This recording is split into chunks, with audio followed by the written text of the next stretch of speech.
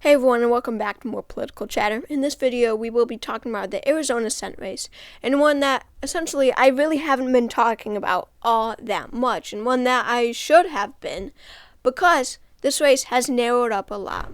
I've been making a lot of videos about how the Republicans are gaining on the Democrats lately. I just made one about Georgia, about Herschel Walker, the Republican really making the Georgia Senate race toss-up. We've seen in Pennsylvania with the terrible performance of John Fetterman in the debates, the Republicans really stepping it up in Pennsylvania's Senate race. We see it all over the country. Nevada Democrats have done better in countless states. And now we have seen Republicans really start doing well in Arizona's Senate race. So in Arizona, we have a Democrat, Mark Kelly, who is the incumbent running for another term, his first full term. He was elected in 2018 after after John McCain passed away, and there was an open seat, there was a vacant seat, so he picked it up.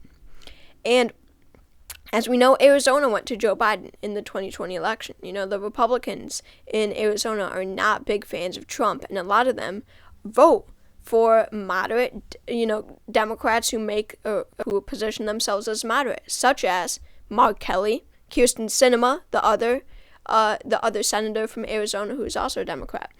So this one, I was really confident that Mark Kelly would win.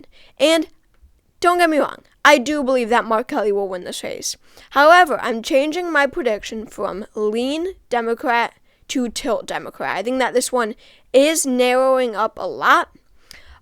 Blake Masters has improved his campaign. So Blake Masters is an election denier. He is seen as more of a far-right Republican running this year. His campaign was, somewhat unserious. Him and the Republican gubernatorial candidate for Arizona, Kari Lake, their campaigns were seen slightly as unserious. If you remember, I'm sure you guys don't remember, but he was talking about pronouns and stuff, Blake Masters, all the time.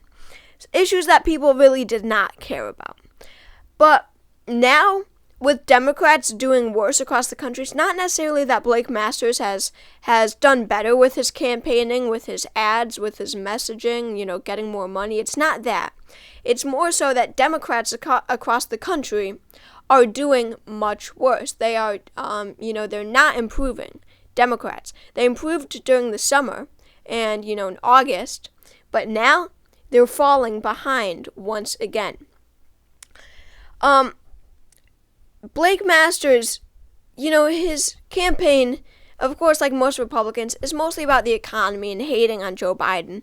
And Arizona disapproves of Joe Biden. They might have voted for him, but that does certainly not mean that they approve of him. These moderate Republicans that didn't like Trump very much and voted for Biden because he was a moderate, they are not the type that are going to approve of Joe Biden in a poll. And that most likely means that they are not going to vote for the Democrats this year.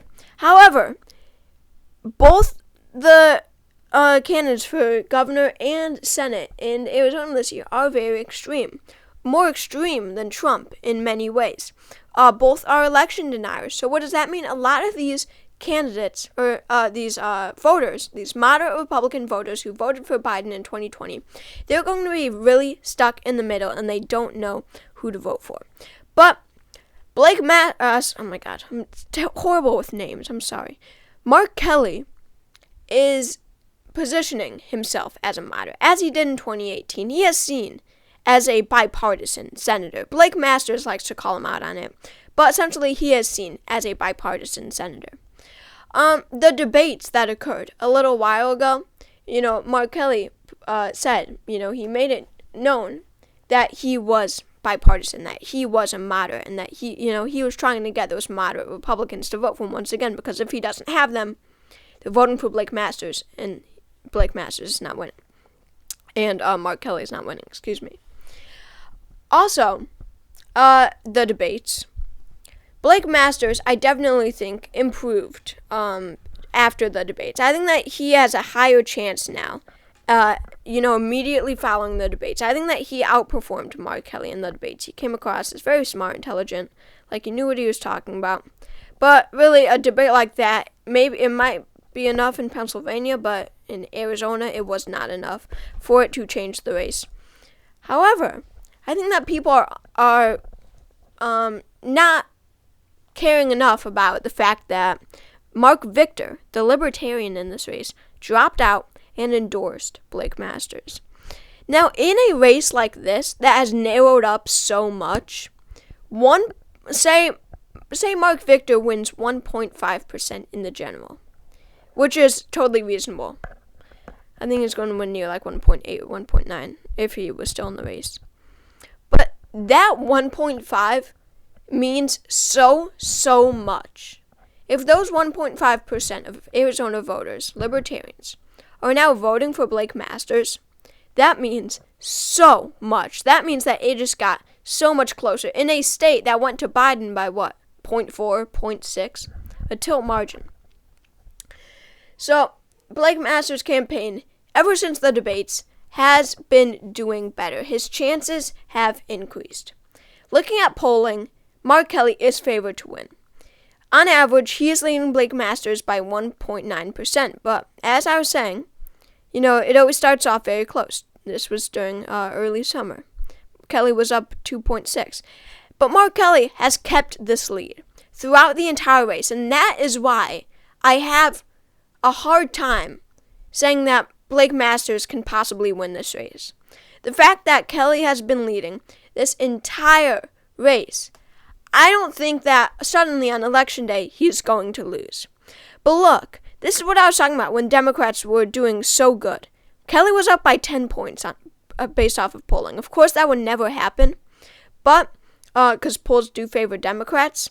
But it's definitely still something to look at, that Kelly was leading by 10, and now Blake Masters has narrowed the race up to 1.9. And as you see this trend, there's no sign of it slowing down. This trend is a positive slope. It's going up. And who knows? He could reach Mark Kelly in polling. Now, on 538, I think that Blake Masters definitely has a higher chance of winning this race than 36 and 100 and Mark Kelly 64 and 100. I'd put it more at 41, 59. I think that would be pretty reasonable. But I would agree that Mark Kelly is favored to win this race. But I just want to make this video to talk about the increasing watch over this race and how, I was watching Meet the Press, and they were treating this as a pure toss-up race, and I was very surprised. But now I'm realizing that they are correct. I think that this race can be very, very close. So thank you all for watching this video. Make sure to subscribe. There's a little button that'll pop up, circle with my channel. Please click that subscribe button. And yeah, I guess that's it. I hope to see you all later. Thanks again.